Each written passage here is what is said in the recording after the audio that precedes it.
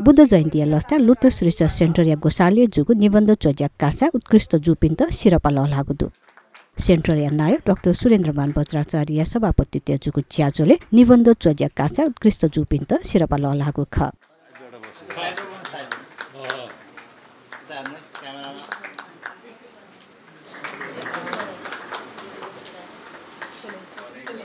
कल्पना शाक्य ज्याजोले यला महानगरपालिका उपमेयर वञ्जली Shakya Bajracharya लुटस research centre या पूर्व अध्यक्ष डाक्टर बज्रराज साक्य प्राध्यापक वीर काजी साक्य लगायत नवना दिगो ख यो कार्यक्रम सुरुवात गर्न नै यहाँले आर्थिक रूपमादेखि लिएर सबै सहयोग गर्नुभएकोमा म लोटसलाई र गंगा म्याडमलाई पनि धेरै धेरै आभार र धन्यवाद पनि ज्ञापन गर्न चाहन्छु किनभने यही कार्यक्रमको कारणले नै एउटा विषयमा भए पनि हामीले बुद्धिज्म सम्बन्धी डिटेलमा बुझ्ने अध्ययन गर्ने एउटा अवसर चाहिँ प्राप्त भयो यो एउटा छुट्टै नै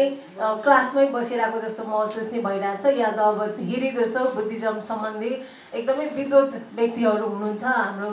रश्मि म्यामहरू उर्मिला म्यामहरू शोभा म्यामहरू या सबै सरहरू पनि हुनुहुन्छ उहाँहरूबाटै धेरै कुरा सिकेको पनि छु मैले त्यसकारण बुद्धिज्म सम्बन्धी अब अध्ययन गर्दा कहिले पनि यो लाइफमा पनि सकिँदैन त्यति चाहिँ यो व्यापक छ भन्ने मलाई लाग्छ र धेरै जसो दार्शनिकहरूले के पनि भनेको छ भने यदि एउटै मात्रै पुस्तक एउटै मात्रै चिज हामीले अध्ययन गर्ने हो भने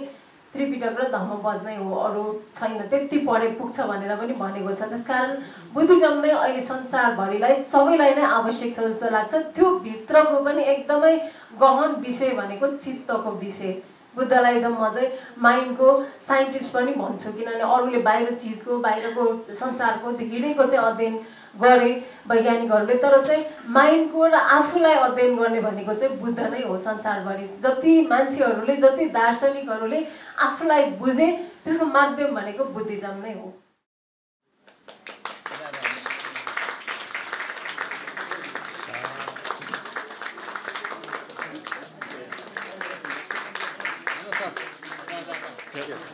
त्यसै गरेर अहिले हाम्रो यस निबन्ध प्रतियोगितामा